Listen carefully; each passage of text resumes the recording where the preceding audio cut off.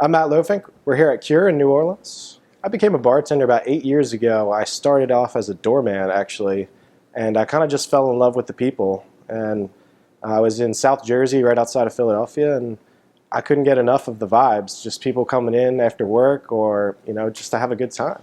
I just fell in love with it. I had a great job up there with great friends, but it just didn't feel right. And it was funny, I came down here to do maybe a 3-month find yourself vacation, and I moved across the street from Cure.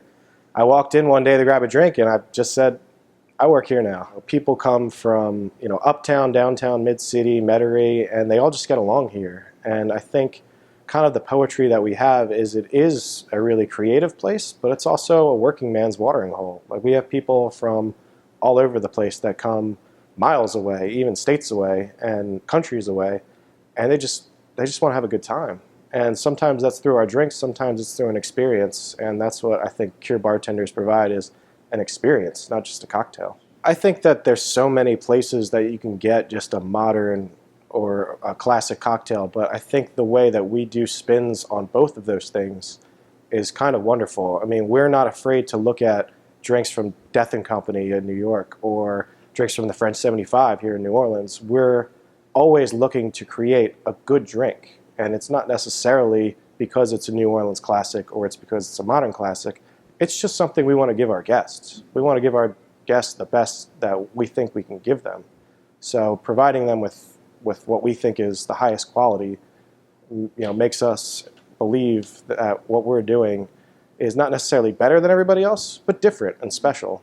And everybody that comes to sit with us is different and special, and we want to treat them as such. That when you walk in, doesn't matter what night it is, Monday, Tuesday, or Wednesday, Thursday, Friday, Saturday, people have a great time.